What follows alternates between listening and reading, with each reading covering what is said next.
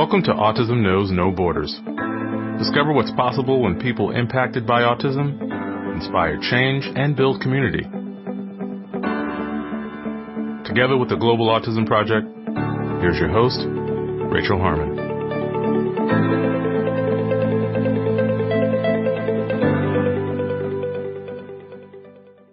Hello, everyone. Our guest today is Ryan Litchfield. Ryan is an autism and disabilities self-advocate from Massachusetts.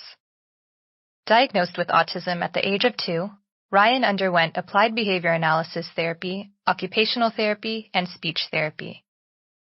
Since his high school days, Ryan has been sharing his life journey with various agencies, communities, and organizations, and he's known by people around him to have a fighting spirit.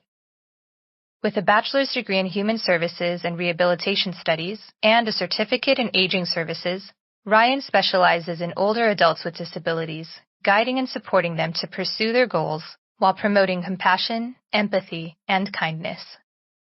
Ryan has also had several blogs published in the Organization for Autism Research. In today's conversation, we discuss the services Ryan received growing up, his perspective on ABA therapy, how autism affects his life, communication breakdowns in social situations, the need for research about older adults, and how professionals can provide better support for their clients. In this episode, discover what's possible when support includes all ages. To learn more about Ryan and his work, please visit our show notes at autismknowsnoborders.com. We appreciate your time. If you enjoy this podcast and you'd like to support our mission, please take just a few seconds to share it with one person who you think will find value in it too. You can also follow us on Instagram at Autism Podcast, subscribe to our YouTube channel, Global Autism Project, and join our community on Mighty Networks at community.globalautismproject.org. And now I present you, Ryan Litchfield. Hi, Ryan. Welcome to Autism Knows No Borders. Thank you for being here today.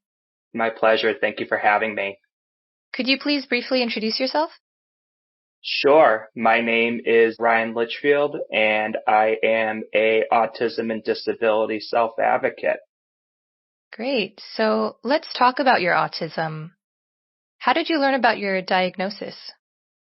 Probably right around 1996. So that's when I was actually diagnosed with autism. Before the age of 2, my mom and my dad noticed I was having temper tantrums. They noticed that I was having difficulty with communicating, verbalizing, gesturing, and having difficulty just expressing what I wanted or what I needed. And it was very challenging for my family. Even just when I was a baby, I was walking, I was, learning about 20 to 40 vocabulary words, but I lost those 20 to 40 vocabulary words. So there was just a bunch of events that took place that led to concerns and some red flags for my mom and dad and just for my family in general. And that's when they brought me to the doctors, and they diagnosed me at the time with a pervasive developmental disorder not otherwise specified, which now today under the DSM-5 would be autism spectrum disorder. And basically during that time when I had the diagnosis, I went through ABA therapy, I went through speech therapy, and I went through occupational therapy. One thing to keep in mind too is with autism, a diagnosis can't necessarily be made based on an X-ray or lab work or for another medical condition or something, but it's more based on behavior and the way an individual socially interact within their environment. And at the time, a lot of people had a lot of questions, and there was a lot of uncertainty for my family and for the people that my family knew. A lot of questions. Well, would I ever talk? Would I ever function? Am I going to be able to live independently? Am I going to need 24/7 supports? At the same time, they also thought I may have had petit mal epilepsy, which are absence seizures. It's kind of like those blank stares. And I'll get into that a little bit later because there's a commonality between autism and epilepsy. About a quarter of individuals with autism, diagnosed with autism, I should say, may have seizures and epilepsy. So right around my diagnosis of autism, I did undergo applied behavioral analysis. And in addition to that, I went through speech and occupational therapy. So I was basically learning language, receptive and expressive language, learning daily living skills. And with ABA, it was a very intense program. It was about 20 to 40 hours a week in my own home. And my mom and my dad, they were very strong advocates, especially for the ABA. Mm. So they started right away. That's correct. Yeah. So I'll tell a little bit about like what my ABA program involves. Okay. So for example, learning how to make eye contact, because it's important to make eye contact when you're socializing with people, because oftentimes a lot of communication is nonverbal, and that can be hard for people with autism. For some people with autism, it can be more difficult than for others, but a lot of the times, you know, a high percentage of social interaction and communication is nonverbal. Mm-hmm. So eye contact's really important. I was also learning some fine and gross motor skills and learning to build muscle tone, because that can be an area of difficulty for individuals with autism. Learning how to imitate actions and role play, because you want to be modeling off of appropriate behavior. You know, what's appropriate behavior and what's not appropriate behavior. Whether if you're going out in the community, if you're in the home setting, you're in a school setting, those social pragmatics, that is so important, and just being able to adapt to different environments. And just, again, because, you know, that's how relationships form, and that's how interactions form, is by understanding the social pragmatics behind those different scenarios. Learning one-step directions, learning to understand spoken and written language, learning how to say yes and no. And then also what I was doing was learning how to match objects with verbs, and just making associations basically between the objects and the words to get an understanding of what they mean. Mm-hmm. Another funny story, when my ABA therapist and I worked together, she had, they were action figures from the movie The Lion King. And it was a milestone, but I was reenacting the Mufasa death scene from The Lion King. I know for some people with autism, they have like favorite scenes, or they have like favorite parts of like a movie or a television show or something. It's like sometimes they can just repeat like the scene or something, and or reenact basically what happens in that movie or in that show. Mm-hmm. You know, but it was a moment. It was a moment of me accomplishing something, because sometimes, you know, you have individuals that will have toys or objects and they won't know how to associate with them, or they won't know how to utilize them. Sometimes you have like blocks, you know, like for somebody who may not have autism, they use blocks, okay, to make towers and to make designs or structures. But for somebody, you know, on the autism spectrum, they might be using it as a way to organize, because that's just how their brain is wired and differently and stuff. And, you know, with autism, you have different communication styles and different learning styles. And that's something that's interesting, even at a young age, I think, is you start to notice, you pick up on some of those differences in the patterns of a way a person responds to stimuli, and again, within their respective environment. Mm-hmm. So it's great to hear that you had a good experience with ABA. Do you still stay in contact with your therapist? I do. She and I still communicate on social media, and she and I actually did a couple of speaking engagements at my former college at Assumption University, sharing my story with autism to college students and to faculty and stuff. Mm-hmm. And there was one time where there was a Lighted Up Blue event to support autism awareness and stuff. And she and I shared my story and stuff. And one of the moments, actually, that was the night after we did the Lighted Up Blue event, we went to a Chinese restaurant and we had Chinese food, and we also had alcoholic drinks, which my ABA therapist, like, cause I remember when I was younger, I was such a picky eater. Like, all I would eat was chicken and fries and pizza. And then she was like, you know, it's amazing how much you have, you know, eaten now since when you were very young. And now it's like we're having like scorpion bowls and having Chinese food. So it's great. Yeah. So as we know, ABA is a very controversial topic. We've talked about the harm that it can cause on this podcast, and I just want to address some of that. You said that you received training to improve your eye contact, and some of the arguments on the anti-ABA side is that it can be actually very anxiety-inducing for some people with autism to be forced to look at people in the eye. What do you think about that? To be honest, that's a very good question. I think it just, individuals should have a preference. I think whatever they're comfortable with. As you mentioned, some individuals may not be comfortable with eye contact. And then there are individuals that do want to make eye contact. As I said earlier, in the context of, social relationships and stuff, I would say about 90% of human communication is nonverbal.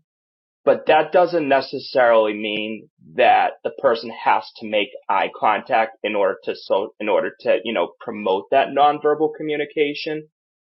There's other ways to present nonverbal communication. You have facial expressions, you have body language. You might provide like gestures, kind gestures to people. For example, when somebody's having a bad day or something, you might give them, if it's a good friend, if it's somebody that you know really well, I mean, obviously you wouldn't want to do this to a stranger, but if it's a really a close friend and they get some sad news, somebody, a good friend of theirs or good family members of theirs passed away or something, you might provide somebody, a hug, or you might provide them, just, a pat on the back as a way to empathize and both empathize and to sympathize. Mm-hmm. I can relate to that. Or, I'm sorry for your loss, I'm here for you. Those kinds of things. It's kind of making sure that the eye contact and the emotions match. It's that affect that's really key. Is your facial expressions matching up with, your eye contact?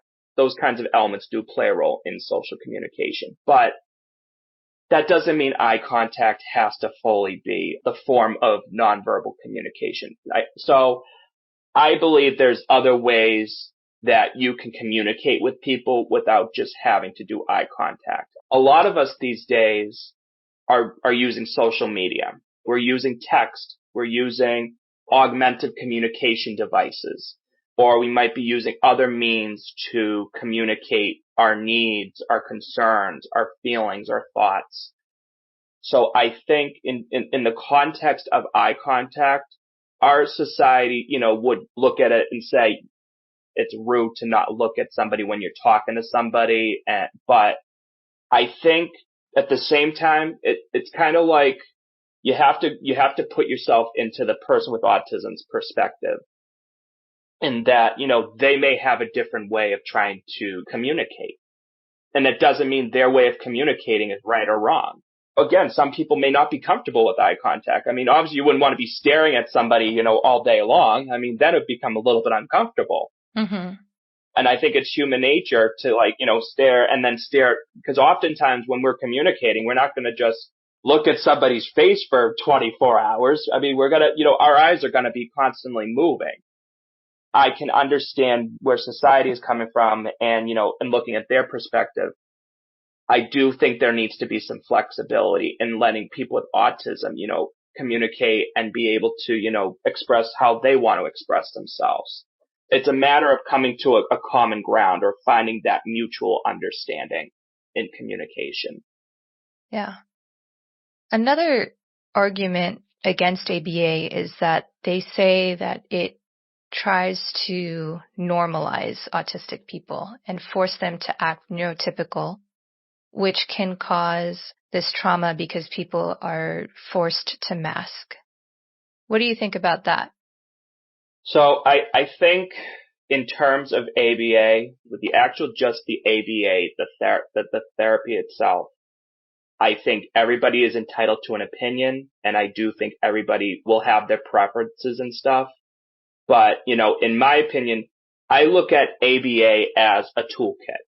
I'm going to use the analogy of counseling. So let's say, like somebody who might have, a history of alcohol abuse or substance abuse, for example, and they go to a counselor. So then, they go through the assessment process and they go through all these different components and stuff. Then, basically the counselor says, okay, what are your thoughts? What are your ideas? These are some options, some treatment options. And then these are some of the ways that we can help you and stuff. But again, I think something to consider is for that person, if somebody has alcohol, they're going to have the choice of either, changing their lives for themselves or they're not. And I'm going to circle back now to autism because I agree. I think it's good to have some skills to get a sense of how other people without autism respond to everyday life and within their environments and stuff. But I don't think we should be changing people's autism, and we should be accepting people for who they are. I think we all have strengths. We all have needs. And I believe every person with autism is a person. I'm Ryan. I'm not just autism. My name's not autism. It's Ryan. Mm-hmm. I think ABA for me, and I go back to my experiences, it's helping me to learn more about myself. And I think it's hard. And I'll use the analogy, the square peg in the round hole, because that's so common, I think. For people with autism, it's like we're the square pegs. And then it's like, sometimes with society and stuff, it's like, here's the round hole. So sometimes we take these square pegs and we're trying to put them in these round holes, and we're realizing that they're not fitting. They don't fit, they don't match, they don't connect. There's no link. And I think sometimes that's probably why, families and individuals impacted by the autism spectrum experience frustration and, hurt and stuff sometimes. And even I experience those things too, because oftentimes you feel like you're singled out and you just feel like you're not able to hit those marks, unlike other people, who don't have autism. And as now we're seeing an increased prevalence of an autism diagnosis. When I was diagnosed, it was 1 in 10,000. Now today it's 1 in 54 children. And the fact that that's happening and that there are more and more individuals being diagnosed with autism, there needs to be, I think, some adaptability, and there needs to be some flexibility in the way we communicate and the way that we connect with individuals on the autism spectrum. So with the ABA program, I think you're trying to enhance, you want to have some behaviors and you want to be able to go into society, with some sort of an idea of how other people, react to different situations and stuff. ABA gives individuals the tools, but I think you want to have them engaged as well. Sometimes we immediately jump into problem solving mode. And I think sometimes that's why people probably get frustrated and, people have concerns about ABA, because it's like, okay, we're going to just go right into problem solving mode and we're going to just give this person all of these therapies and we're just going to be like, okay, this is what they're going to learn. These are the steps that they're going to take. For people who don't have autism, I think they need to just take a big step back. Think about, the perspective. This is all about perspective taking. And I've said to people, it's one thing to learn about autism. It's another thing to live with it. You could be a mom, you could be a dad, you could be a teacher, you could be a colleague, you could be anybody. You may have learned about the autism spectrum. You may have family members that are on the autism spectrum. But at the end of the day, do you have autism yourself? Can you tell that individual, you can actually say that you have autism yourself and actually relate to that individual? And I think, again, this does tie in with ABA because you're trying to establish that rapport with an individual. And, that's what my ABA therapist was able to do. Even though she doesn't have autism, she was able to connect with me. This is one of the most common evidence-based practices that have been found in scientific research and stuff. I have found success with ABA, and I have empathy. I can only imagine how difficult it is for some families that are struggling with the ABA process, especially for individuals with autism, and not seeing the progress, unlike other individuals that may be making that progress. And it does take time. And I think that's the thing. There's some frustrations and stuff. And sometimes you have parents and stuff that are saying, they just want their son or daughter to be better. And they want them to overcome the autism. And I think sometimes people have a hard time really being accepting that, autism is not something that's going to be cured. I mean, long time ago, they thought autism was just a childhood disorder, and that's it. And that was the end of it, but it's not. And now we're seeing that more and more, especially as people are getting older and stuff. So ABA, I don't think this should apply only in children and adolescents, but this could actually be effective in adulthood and older adulthood as well. But again, at the end of the day, everybody has their preferences. Everybody has their opinions. And I think we need to honor and respect all those preferences and opinions because everybody's background stories and their experiences with the ABA process is different. Yeah. But I do think, as I'm saying, it's a two-way street. We can't just say, okay, we're gonna solve X, Y, Z, A, B, C, and then assume that the individual is gonna be all better and that's gonna be the end of that. It just does not happen like that.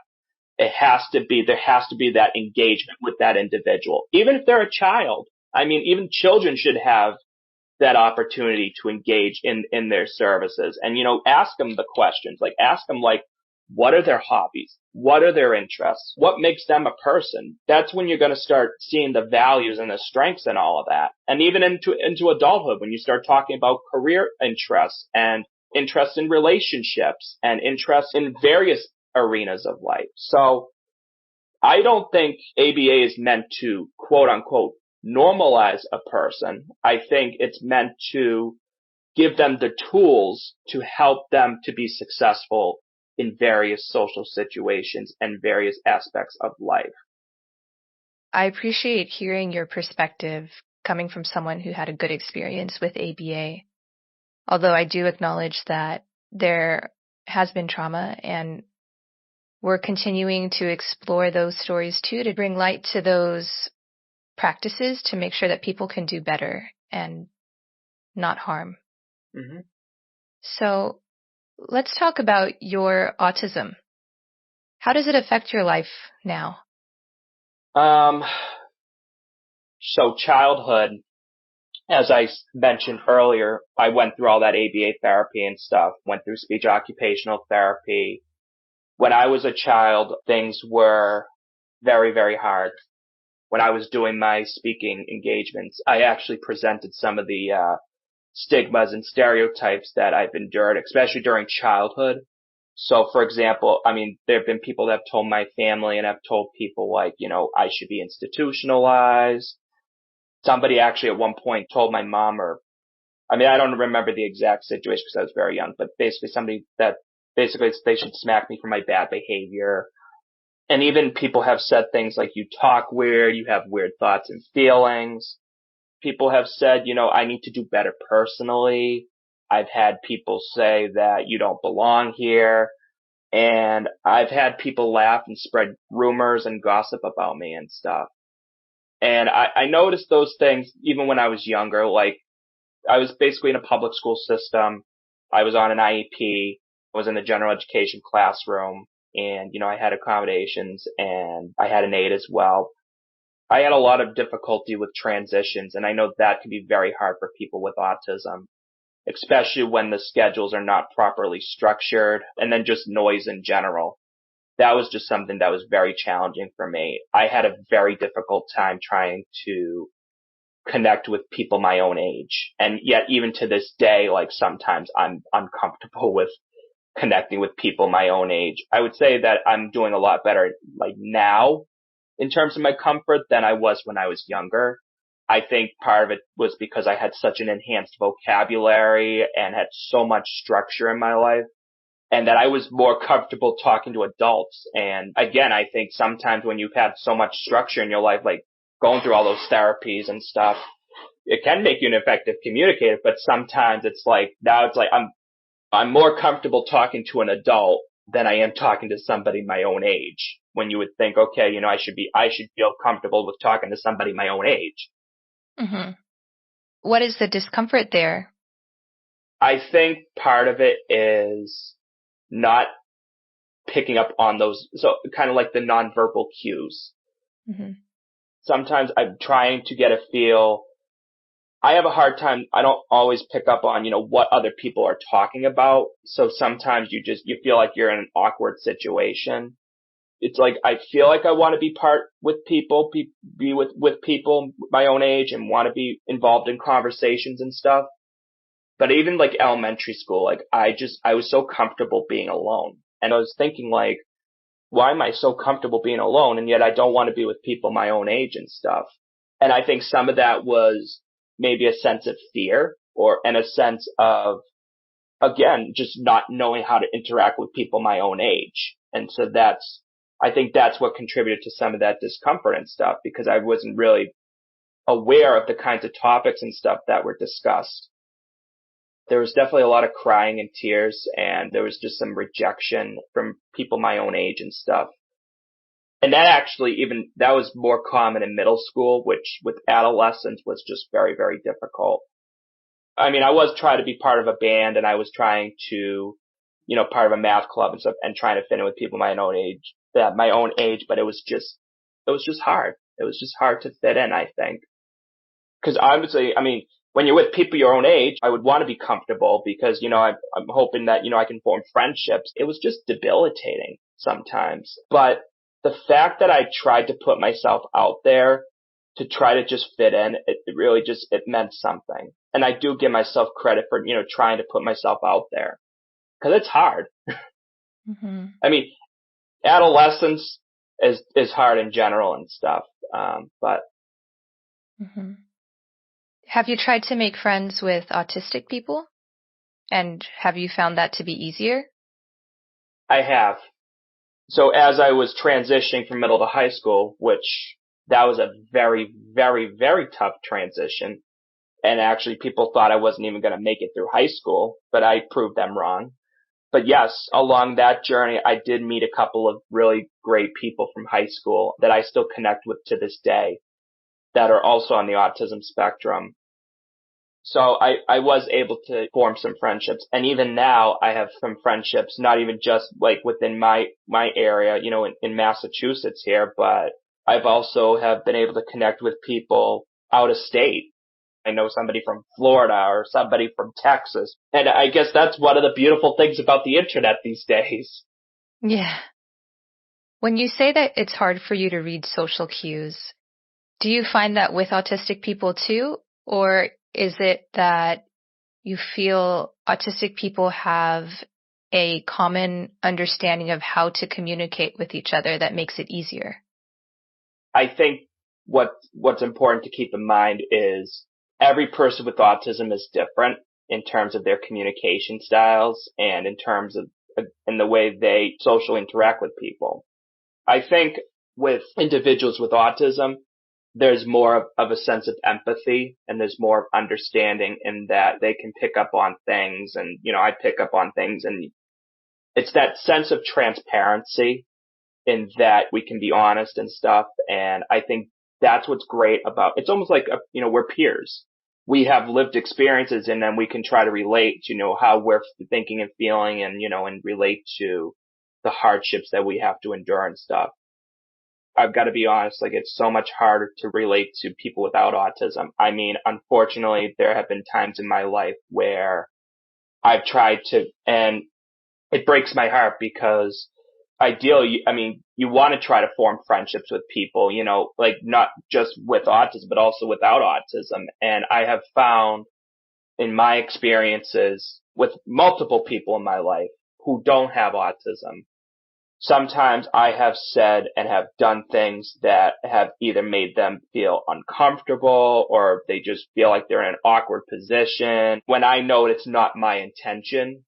And sometimes I just get rejected or, they just don't talk to me anymore. And I think part of that is sometimes people don't fully understand the autism spectrum. But I think the other piece is their perspectives is going to be different than another person's perspective. So for example, what I might perceive to be, being just a good friend. I've helped friends out with trying to connect them to job opportunities, internship opportunities, and other activities and other hobbies and stuff. Sometimes especially if it involves females, like I've not had the best of luck when it comes to females, especially without disabilities. they might think of it, oh my God, he's fallen in love with me and, he has feelings for me and all these different things. And unfortunately, that's quite common. This is where you have these misunderstandings, you have these misinterpretations. And when you have multiple misinterpretations and you have this miscommunication and your communication breakdown, that's where it leads to misunderstandings. And I think that is very common for people with autism, including myself. And I did endure hurt and pain from those experiences. And there were times where I was hurt and I was frustrated, and there were times where I was manipulated. And it hurts. Those are the parts that can be hurtful for people who have to endure some of those challenges. It's all part of the learning and growing process too. And I try, to be kind to people, because at the end of the day, we only live once, as they say. So I think we just have to try to be compassionate, empathetic, and kind to people. And we need to just try to accept each other's differences and stuff. That's key in any relationship. I mean, whether you have a disability or not, it's like when 2 people or 3 people or multiple people are together, you're going to have different personalities, you're going to have different insights, and they're going to have different hobbies and interests. And I think being transparent, being open, being honest, communicating, I think those are a lot of the different elements that are so important when it comes to relationships. Yeah. What are some of your strengths related to your autism? I guess one of my strengths is, I would say, having really good insight. I just have the ability to analyze a situation, and I can get a pretty good sense as to what I think is going to happen. People have said I have very good insight. Like, I'll give a perfect example. So I have done a lot of research on autism. So, for example, we have, as we know, the prevalence of autism is on the rise. So now it's like 1 in 54 children. And then you have the number of older adults increasing in the United States, which I think is going to go up to like 20% within the next decade or so.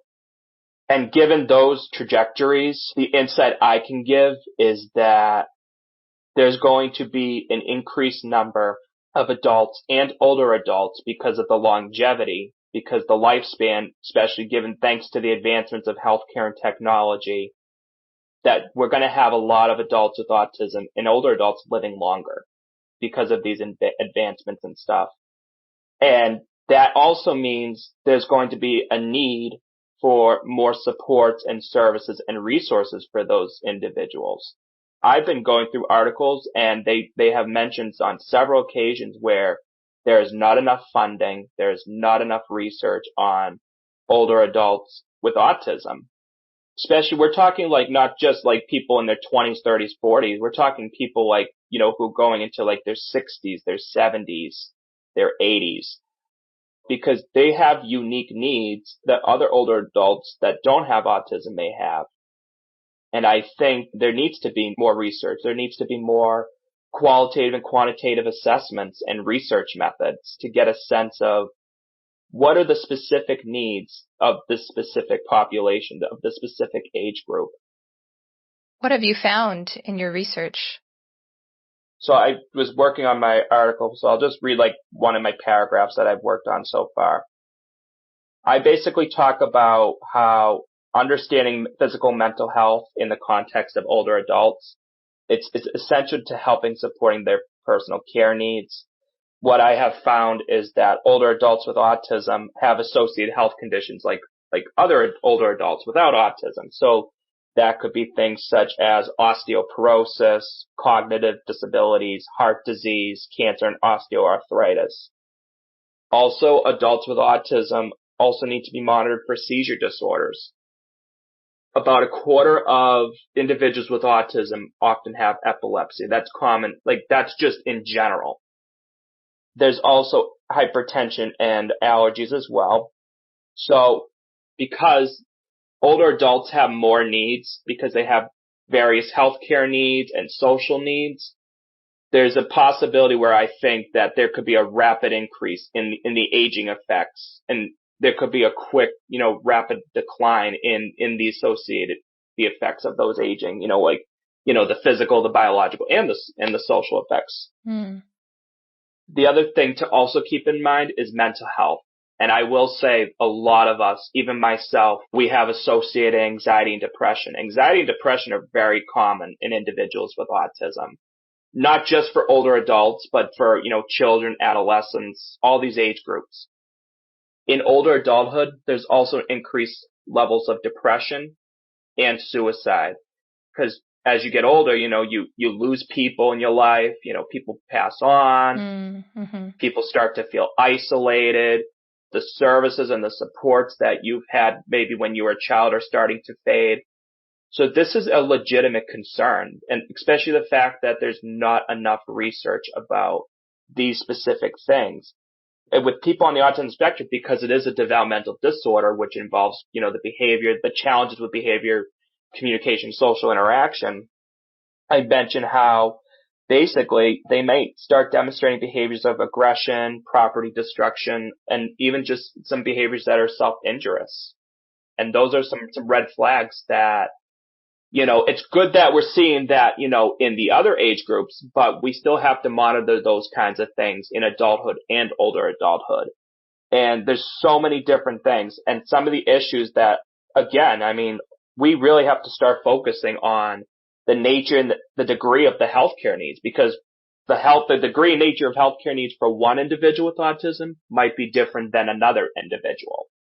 Then you also have to consider the variations in the different communication abilities. Some might be able to verbalize like I'm able to, but some of them might not be able to, and they might use augmentative communication devices, or they might have to use alternate ways to communicate something. Then you have life transitions, which is what I kind of touched on with, the depression and the suicide piece, where again, you have family members that are passing on, and then you have, and it's not like, an older adult is going to keep, there's some older adults that are working, but usually you're not working after that time. It's usually you're retired, and then it affects the flow of routine and stuff. Mm-hmm. And then it talk about, so clinical training. I was looking at a report. They talk about how among healthcare clinicians and stuff, the quality of care, especially for people with autism and, intellectual and developmental disabilities, they've done surveys and it's pretty much poor. I would say at most, the quality of care might be fair, but there's a good percent where it's saying that it's poor. And as I said, like the next point I was saying, the lack of knowledge and skills to support older adults with autism, because there's not enough research. Yeah. That's why all these programs, talk about ABA, or you talk about, just autism in general, like, all these interventions and stuff, they were all focused on children and adolescents. Yeah. That's what it was on, long time ago. But all of a sudden, it's like, this is a new reality. It's like, hello, you got the statistics, you got the prevalence, the increased prevalence, and then you got all these things. And it's like, we got to start doing something about this, especially for me. It's a domino effect. And again, I talk about ineffective delivery of healthcare. I think we need to start really focusing on, how older adults with autism focus on, the differences in their environments and their, and how they respond to different things. In addition, improving research methods, I talk about effective communication, relationship building, and transparency among individuals, caregivers, and clinicians about the physical and mental health care needs of older adults with autism to providing quality health care. One other piece I will add is the social piece. Like, this is why I go back to talking about hobbies and interests and utilizing strengths and stuff. So I was doing case management and I was a peer specialist for a little while for an organization. And, it was a wonderful program to work with adults on the autism spectrum. And my philosophy was focusing on the individual and not just their autism. We have to look at their strengths. We have to look at the good in people. Because sometimes the strengths and sometimes knowing, what they like to do can be all the difference in terms of, trying to improve their quality of life. And it has done wonders in that kind of an approach. This, I can tell, is a passion area for you. What made you interested in older adults? So when I was at high school, that's when I started public speaking. So right around my junior year of high school, I was asked to do a community service, like if I wanted to, go do a public speaking engagement with another individual on the autism spectrum. to talk about our stories and stuff. And then we shared our stories with students and stuff. And they asked us questions like, what's your favorite game? What's your favorite food? What's your favorite sport? That was a powerful moment for me because not only were they asking about autism, they were asking about questions about me as a person. So it kind of goes back to, looking at the person as a person and not just looking at somebody with autism. But fast forward, I went on to do public speaking, but when I was at Assumption, I got my bachelor's degree in human service and rehabilitation studies, and I wanted to pursue that because I had interest in working with individuals with autism, but also with people with disabilities in general from my lived experiences. And I just had the desire to help others and stuff. And then they also had another program. It was a certificate in aging services because, again, that's another growing need. It's not just, people with autism, but then we're also talking about the older adult population. Mm-hmm. So I decided to pursue that as part of my undergraduate work in the human services program. So I was kind of doing both at the same time. And I was doing an internship. I did a lot of administrative work, but I was doing a lot of human services planning. I was kind of, learning about information referral, outreach, the principles of case management. I was learning a lot of different skills and, the impact that it has on older adults and stuff. And for a very brief period of time, I actually was a case manager for an agency that worked with older adults. Unfortunately, it didn't last too long because I realized it was too much for me. There's a lot that goes about when trying to help older adults. I mean, you're looking at their personal care needs, their homemaking needs, and you're looking at all of these different, and then, but there's so many different programs. Like you have, money management, protective services, and obviously, this is just my state in Massachusetts. We have these kinds of different programs, and I mean, other states have different programs, I'm sure, but I'm sure they're also similar as well. And I think just having those trajectories and just having that foresight too. As I said earlier, I have insight, but I also have foresight. And that's where I think this future is going to be heading. We're going to see more older adults with an autism diagnosis living longer and trying to find independence. What I've also learned is there are some adults with autism probably in their 50s and 60s that have probably never been diagnosed. They were misdiagnosed with a psychiatric or a mental health condition when they should have actually been diagnosed with autism. So that will also play a role in the number of older adults living longer as well. So there's that piece as well. Mm-hmm. So people with disabilities have needs, older adults also have needs, so it kind of just correlates and it connects, and there's a lot of similarities and stuff. As we go forward, in the years to come, I mean, we really should start thinking about helping those specific age groups, especially, again, those impacted by the autism spectrum. Yeah, got it. I think sometimes in general, the older population gets left behind. There's a lot of attention put on the future generations. And we have to just remember that the person's quality of life extends until the last day that they're living. So, yes. Yeah, thank you for bringing this up. Now, Ryan, I want to switch gears a little bit. You've talked about your struggles and you've also talked about some of your strengths. What are some ways that you feel misunderstood? At one point I mentioned, oftentimes this is what I see in social work and in healthcare. A lot of times professionals and clinicians like to be the problem solvers and like to get involved in somebody's life with autism. And it's you think, okay, this is how we're going to solve this problem. And this is how we're going to address and taken care of and all of that.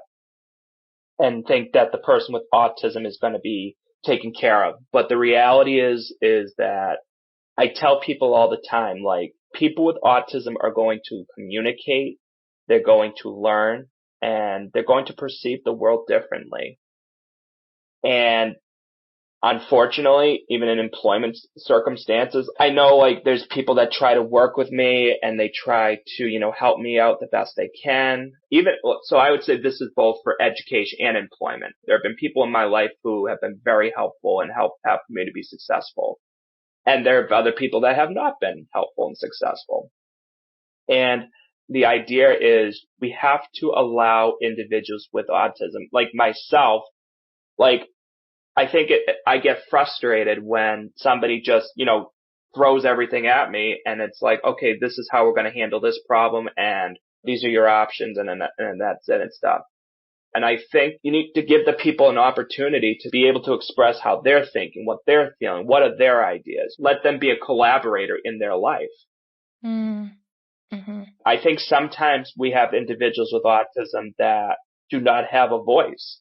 And I feel like sometimes, we're not being heard and respected as we should be. If I was going through a hard time or if I'm struggling or I have a problem or something, rather than just, starting to generate alternatives and solutions and just jumping into problem solving mode, I would appreciate it if somebody just said, what can I do to help you? How can I support you? Because it would give me an opportunity to speak and to say, this is what I'm thinking. This is what I'm feeling. These are my concerns, all of these different things. This goes back to communication because one of the key components of communication is active listening. And sometimes we're so busy in our lives and it's like we just want to get things done and over with, but we really just need to take the effort and the time to just take a step back and be like, okay, I think this person has something really important they want to say. We need to give them the opportunity to express, again, what they're thinking, what they're feeling, and basically share like what they think would help them. And again, that's why I feel like sometimes I would be misunderstood. And it's like, this is my perception. This is the other person's perception. Sometimes even parents of, people with autism, like and that's why I said it's one thing to learn about autism. It's another thing to live with it. That's why people need to take that step back and be like, okay, that's great and all, about autism, and it's great and all, that you're helping, that, you might be a therapist or a doctor or somebody in the field working with people with autism. But did you take the opportunity to take a step back and let that person say what they need to say? I think that's where it all comes back to perspective taking. It's not just for people with autism. I mean, that's something I've had to learn throughout my whole life. Like, I'm trying to learn to empathize with people. I'm trying to learn to understand the perspectives of others, and I'm trying to put myself in their shoes. But if they're not doing the same on their end, that's where there's so much issues with communication, and that's where things break apart. And I have experienced that in my life. Like, I've had people, I've had friends who have, again, rejected me and who have done and said things that have hurt me and have put me in pain. And then later on in life, they say, you know what, Ryan, you're right. I shouldn't have done this to you. I'm sorry. I have a better understanding of autism. And it kind of goes back to where you don't have that enough knowledge and stuff. So I think that's part of it. Mm-hmm. I think the other piece is when it comes to trying to form friendships and relationships with people, it's like you have to have honesty, transparency, and you have to be open and upfront. Like, I appreciate when people are upfront and open and honest with me, and they're not waiting like months or years later to tell me that there's a problem. Because that was, in some instances, when I've had the people that I've connected with have waited months or years to tell me, oh, by the way, we got a problem. Well, number one, that's just not right. People need to just, I think sometimes they're afraid to be honest because they don't want to hurt somebody's feelings and stuff, which I get that side of the situation. But if you're a good friend or if you're, a good, decent person that you've known this person for a long time and, you care about the person and, you want them to just succeed and you want them, it's almost a disservice if you don't.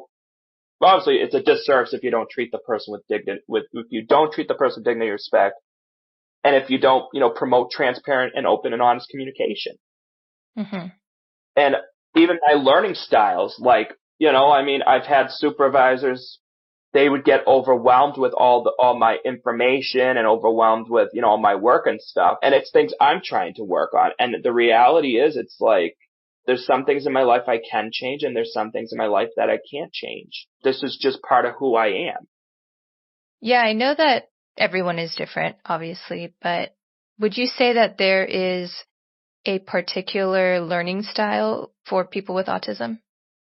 So as the good saying goes, when you meet one person with autism, you meet one person with autism. And I think there's no one particular learning style for autism. I think some people with autism are good with auditory learning. Some are good with visual learning. And then you have people that are tactile learners. So an example, like let's say in the workplace, okay? So in the workplace, a supervisor wants you to have a list.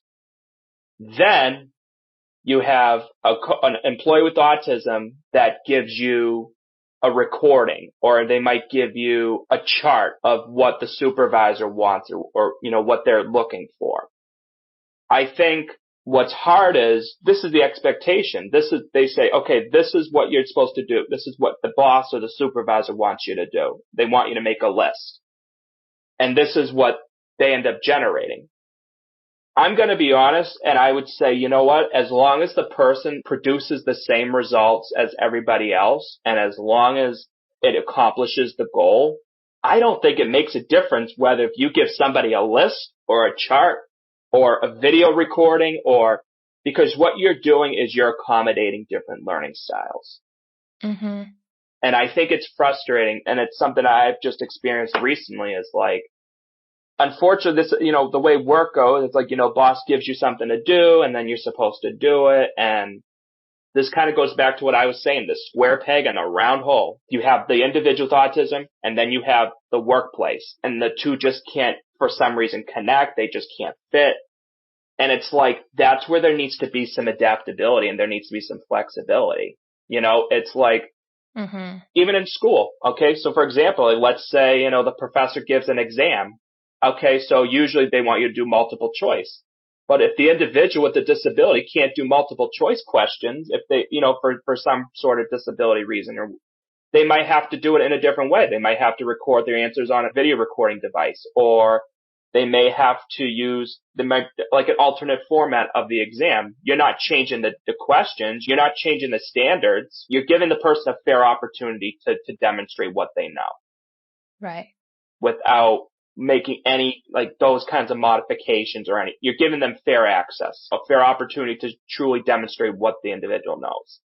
And that should also apply with work, too. I have seen improvement with companies being more inclusive, including people with autism and stuff. But there definitely needs to be more awareness and education. Because there's things that people with autism can teach employers and teach, business people and stuff. Because they bring strengths and talents to the table that could help a company flourish, and that could promote job productivity. Mm-hmm. But then it's like you have employers that are like, no, I'm not going to do this training. No, I'm not going to accommodate this individual. Even though it's technically the law under the ADA, like the ADA you have in the United States anyway, the reality is it's a complicated process because I feel like there's times where I have not been heard and respected, and there were times where I had to try to advocate and speak up for myself. Even when you disclosed your diagnosis? I think even when I disclosed my diagnosis, now I have had companies that have been very accommodating, that they have been supportive and all that, but I feel like sometimes companies don't try hard enough. Again, I think it goes back to what I was saying about like something like healthcare and social work. It's like lack of knowledge, lack of skills, mm-hmm. and not having the training. And I had this talk with my dad the other day and talking about how, companies, they're trying to save money. And sometimes they don't like to put a lot of money towards that training and stuff. And it's like, well, here's the other issue. 90% of individuals with autism are at home right now with no job. They're either without a job or they're maybe working, but they're underutilized. Yeah. And I think a lot of those individuals are frustrated, they're hurt, and they're just trying to make a living for themselves. I almost wish there was legislation, and I wish there was policies that would mandate employers to have trainings about autism. And that is improving with some companies, and I give kudos to those companies and stuff. But there's still a lot of legwork that I think needs to be done. We're so busy in our lives that we forget to take a step back and understand the perspectives of others. And it's funny because this was something I learned in high school, like when throughout my years, like the social pragmatics and stuff. For people with autism, that's like one of the skills that we're taught and we're learning to do. And yet there are people without autism that don't even know how to utilize perspective taking. Mm-hmm. Right. Yeah. It's that double empathy problem. Have you heard of that? It is. I have. And I just think, again, that's where things are difficult. It's like differences. I mean, we're not even just talking about like just autism, but it could be any other things. I mean, you have people of different characteristics and categories and stuff. Different cultures, different backgrounds. Exactly. And I think that's why we need to just try to be accepting of people's differences. I would voice that across the board, I think. That's so important. But I think, especially in the terms of autism, it's like we need to give these people a fair opportunity to, show their talents to the world, show their talents to the people, and give them a chance to try to live a fulfilling life, especially like with employment. I mean, that's ideal, or even housing. I mean, parents, of individuals with autism, I mean, they would love to see their son or daughter have a job and have owning their own house. That's just like the American dream for them, probably. Mm-hmm. To see them go on and to grow and to succeed. And I feel like there are still some barriers in society that we still have to get through. And this is just, this is me being an advocate, and this is what I do. And I mean, it's pretty much, embrace the fighting spirit. I mean, I have a fighting spirit. So it's, it's like, I mean, I care for people, and I want to see people succeed. And as I said, I think we have a lot of challenges, but there's so much good in people with autism. We have strengths. One of the things I'm trying to work on too is trying to implement a nationwide peer support training that's like in the works and stuff, and hopefully that will go through in the future, maybe. What's that going to be like? Well, like I said, it's not set in stone. We're just right now, I'm working with some people to do some focus groups, to talk with people with autism and to get a feel of what their needs are. What are their needs? What are their concerns? What would they value from a peer? A peer I look at as somebody that mentors, educates, motivates, and helps them to learn and to grow and to be successful in life. Which is what I was doing, like I said, for an agency at one point. I was doing the case management piece. I was doing the peer support piece and connecting, utilizing their strengths and their potentials to help them to achieve life goals and objectives. So right now we're just trying to get some information about that. And I think what that would allow is for people with autism to work just from sharing their lived experiences to help other people. It's almost like the whole philosophy of paying forward. That's so important. Acts of kindness, acts of getting the people the hope and the strength that they need to be successful in their lives. And that's like one of my things like that on the top of my head right now. I mean, one of the things I'm actually trying to do is I would like to actually have my own business at some point, which is actually, that's what I'm in the process I'm trying to do right now. That's the direction I am going to be taking actually. And one of the things I've had thoughts about was helping adults and older adults with autism, maybe, whether that's, doing some trainings or doing some workshops to help, to teach and to inspire people, companies or hospitals or schools or to basically, to show them, okay, this from my lived experience, this is what I think might be effective in helping your people to be successful. Yeah. Because I feel like that would generate job productivity and that would generate results in the long run. I still have some ideas. I kind of have some things in my mind that I'm still trying to iron out some of the details, but that's a works in progress sort of thing. That's my direction that I will be taking. Great. Well, good luck to you on that. Well, yeah, thank you. I appreciate it. Maybe I could connect more people with autism, in other states and maybe even other countries or something, Mm-hmm.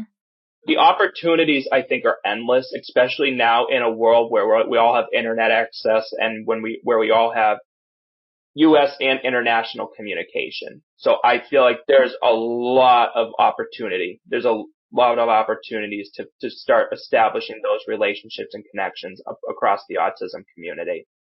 Yeah. Beautiful. All right, Ryan, I'd like to close with one last question. What advice would you give to professionals in the field of autism services to better understand and work with their autistic clients? That's a great question. I think first and foremost, one of the things we have to use is a holistic approach. Because oftentimes, like, it's almost like the equivalency of when we're looking at a medical condition. Oftentimes we were so focused on the medical model, and it's like, we look at the diagnoses, the symptoms, the treatments, and all of that. But I think when we are working with individuals with autism, no matter what capacity, I think it's so important to look at the whole individual. Let's look at what is their family like? What is their social life like? How about employment? What about education? What are their hobbies and interests? What is their housing situation like? Because what you're doing is you're learning about a person. It's almost like you're getting the life story of an individual. It's like you can pinpoint areas of need, but you can also focus on the strengths and be like, oh, but you have these kinds of strengths, and you try to get a sense of, the areas of need, and then you try to narrow that down. But at the same time, you also want to have those individuals with autism be engaged and, participate in that exploration of what they might need help and support with. And I think we need to stop just solving people's problems and just saying like, okay, we're going to do this, then we're going to do this, we're going to do this, we're going to do this, we're going to do this. And I think sometimes when we're solving people's problems and we're doing too much, it affects the rapport that you have between an individual with autism and a professional.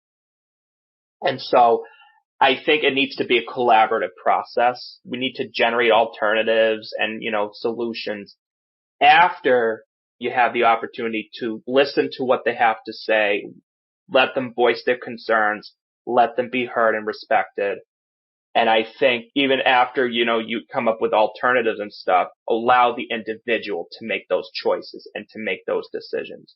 And I think we need to honor dignity of risk, which basically dignity of risk means we're allowing the individual to make their own choices. Even if they make a bad choice or a bad decision and they try something, we have to honor that. Even if it's legal or illegal, but I think we're not telling them what to do. We're giving them, some guidance and support. And at the end of the day, we have to try to let the individuals make their own decisions. And if they choose out of those alternatives or something, that's great. And then, they try it out. And then if it doesn't work, you go back to the drawing board and, you start all over again, and you just keep initiating that rehabilitative and collaborative process with the individuals. We need to start looking at the strengths, and we need to be looking at the positive psychology of individuals with autism, not just look at the deficits. Because even in my research, I have seen a lot of times professionals and clinicians and stuff they'll look just on the deficits, and they'll look at the challenges and stuff. And I feel like sometimes we forget to remind ourselves, like, these are people too that also have hobbies and interests.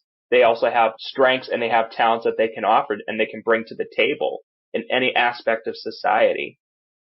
Dr. Temple Grandin, actually, there was a quote that I actually remember from her.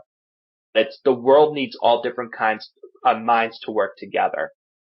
Mm-hmm. And that really resonated with me because it's so true. I mean, the world needs all different kinds of minds especially with autism, because like I said, autism is a spectrum. So autism, you're going to have different communication styles. You're going to have different learning styles, and they're going to perceive, and they're going to look at problems, and they're going to look at situations differently. And instead of just disregarding what they have to say, or instead of just, dismissing, their concerns or their needs or whatever, how about we allow the opportunity to let them come in and be like, hey, this is how I'm seeing this situation, or this is how I'm seeing this problem.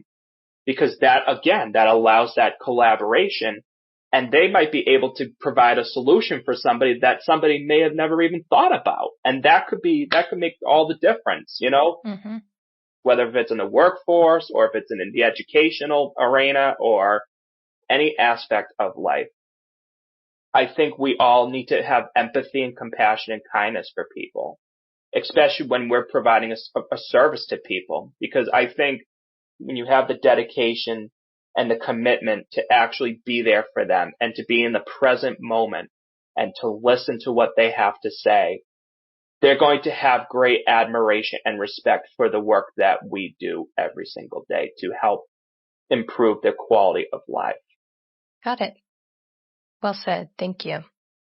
How can people learn more about you, Ryan?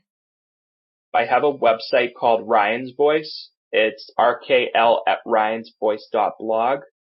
You can learn a little bit more about me. I do have some blogs, some articles as well. Not just about autism, but I talk about other things like aging and other health-related conditions and stuff.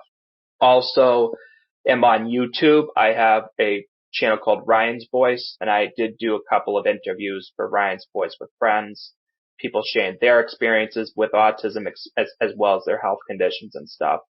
Great. So if people want to learn more about me, that'd be the best way to do so. Okay, and we'll put links to your website and your YouTube on our show notes. That's great. Thank you very much. Thank you for sharing your story with us. Thank you for having me. Thanks for tuning in to Autism Knows No Borders. As we've mentioned in previous episodes, anxiety and depression are very common among individuals with autism. Older adults are more likely to suffer from higher levels of depression and to commit suicide. Ryan advocates that more research about this specific population needs to be conducted in order to adequately train clinical care professionals. Oftentimes, there's so much focus on autism services for children that older autistic adults are left out of the conversation. We need to keep in mind that these children will someday be adults too. How do we, as a society, care for this vulnerable population so that their quality of life extends to their last day? Just a reminder, our global autism community is open to anyone related to autism. Whether you're a self-advocate, a family member, or a professional in the field, you can participate in these important conversations on our platform. Sign up today at community.globalautismproject.org. Let's work together to transform how the world relates to autism. Thanks for listening. Take care. Tune in each week for engaging conversations of how people across the globe are inspiring change and building community. You've been listening to Autism Knows No Borders, brought to you by the Global Autism Project. You can find Rachel's notes for this episode and learn more about today's guest at autismknowsnoborders.com. If you enjoyed this episode, please subscribe to the show on iTunes or wherever you get your podcasts. By doing so, you'll be helping us increase awareness and acceptance of autism around the world.